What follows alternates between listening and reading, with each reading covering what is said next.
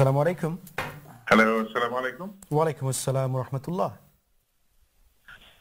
শেখের কাছে আমার খুব ছোট ছোট দুটো প্রশ্ন আছে, আর একটা আমার কলিগের পক্ষ থেকে প্রশ্ন আছে। জি প্লিজ। জি, আমার প্রথম প্রশ্নটা হচ্ছে, আমার ওয়াইফ মনে করেন বা কেউ ওনাকে বলেছেন দাবা খেলা হারাম বা নিষেধ, আচ্ছা। দাবা খেলতে নাই। তো এটা আসলে কতটুকু সত্য? আচ্ছা। আর দ্বিতীয় প্রশ্নটা হচ্ছে, হজ তো বিশেষ ইবাদত, বছরে একবার হয় এবং সেটা আমরা সরাসরি সম্প্রচার দেখি, সাথে তালবিয়াত গুলো আমরা দেই বা দেওয়ার চেষ্টা করি, রোজা রাখি। তো ডেইলি যে 5 ওয়াক্ত নামাজ হয়, টিভিতে সরাসরি সম্প্রচার হয় মক্কা থেকে বা মদিনা থেকে, তো সেইটা যদি আমার টিভিতে চলে আর আমি ওই সময় ধরেন ঘরে কেউ কথা বলছে বা বাচ্চারা খেলছে, তাতে কি গুনাহ হবে? তার চেয়ে আমি কি মানে অন্য কিছু সরাসরি বলতে চাচ্ছি যে ওইটা দেখা কতটা জরুরি। আর আমার কলিগের পক্ষ থেকে যে প্রশ্নটা, এটা কাইন্ডলি যদি একটু ইংরেজিতে বলেন। জি।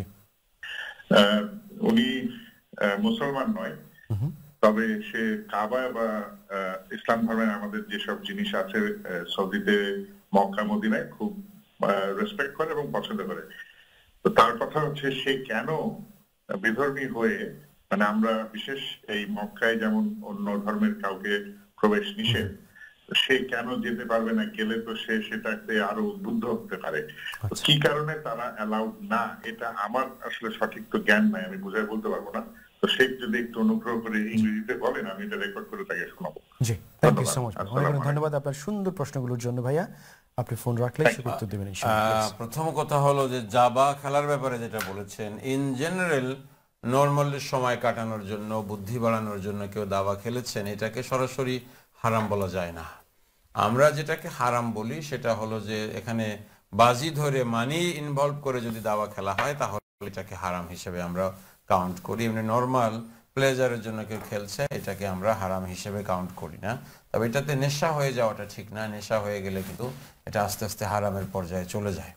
দ্বিতীয়ত বিষয় হলো যে 5 ওয়াক্ত নামাজের লাইভ যখন আপনার চলছে আপনার টেলিভিশনে, এটা দেখলে পরে যেটা হয় সেটা হচ্ছে যে কাবার প্রতি এবং নামাজের প্রতি মানুষের একটা মহব্বত তৈরি হয়। জন্য দেখলে এটা ভালো। দেখাটা ফরজ, ওয়াজিব, সুন্নত এরকম কিছু না, দেখাটা মুবাহ। এটা দেখতে পারলে ভালো, এক্সকিউজ মি। আর না দেখলে আপনার কোনো ক্ষতি হবে না, কোনো গুনাহগার আপনি হবেন না, ইটস অ্যাবসলিউটলি ফাইন। যদি আপনি দেখেন, বাচ্চারা দেখে, তাহলে কাবার সঙ্গে একটা সম্পর্ক হওয়ার সম্ভাবনা আছে। যদি এমন হয় যে ওই সময় আপনার সূরা কেরাত পড়া হচ্ছে, বিশেষ করে যেহেতু কোরআন যেহেতু তেলাওয়াত করা হচ্ছে, এই সময়টাতে আপনারা খেয়াল করে শোনা দরকার। যখন সেজদা হচ্ছে বা ওনারা তাশাহুদ করছেন, তখন তো আর আপনার কোনো অসুবিধা নেই কথা বললে বা কোনো কিছু। কোরআন তেলাওয়াতটা যখন হয়, তখন আপনার এটাকে খেয়াল করে শোনা দরকার। কারণ আল্লাহ বলেছেন, যখন কোরআন তেলাওয়াত হয় তখন তোমরা খেয়াল করে শোনো। তাহলে ফজরের নামাজ, মাগরিবের নামাজ, এশার নামাজেই তো তেলাওয়াত করা হয়। বাকি দেখা যাবে যে জোহর এবং আসরে তেলাওয়াত করা হচ্ছে না। তখন যদি কেউ অন্য কোনো কথা বলে বা কোনো কিছু করে, তাহলে it's not a problem.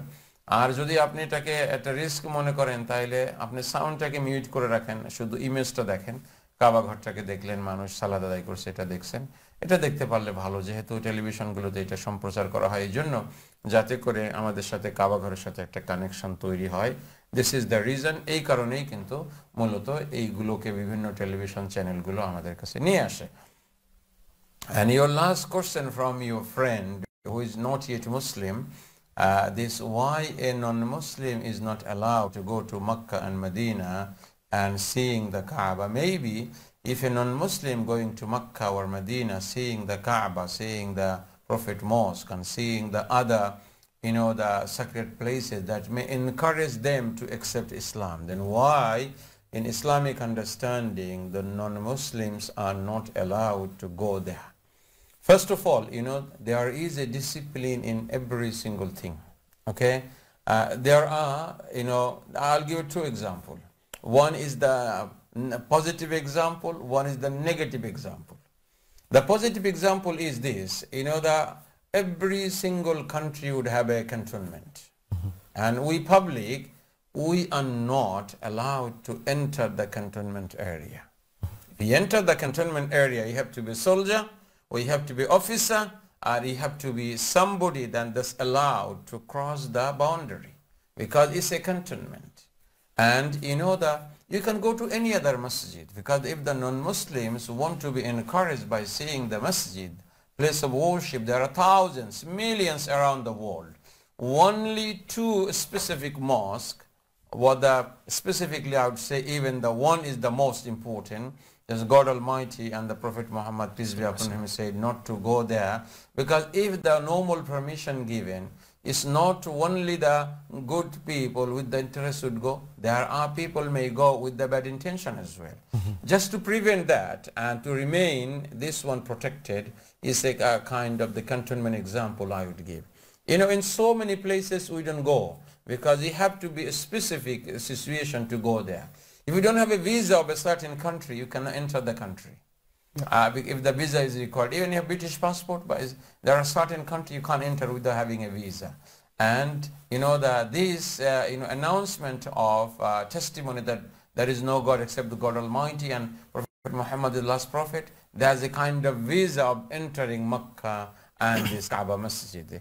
And this masjid been protected for that reason, because otherwise if everybody been allowed here, then you have to work for the other securities and other things. There will be, the good people will be going, and there will be people who want to harm this as well. And in this protection, God Almighty has decided that you go there only when you're Muslim. If you want to see how to pray and be encouraged with the place of worship, go around the world and see the millions of masjid and the bigger masjid and around the world. This is one of the reasons that non-Muslims are not allowed to enter this Makkah and the Kaaba area. And only God Almighty knows the best, because His the will, and we can only explain it for you. Thank you very much for your interest. Thank you so much.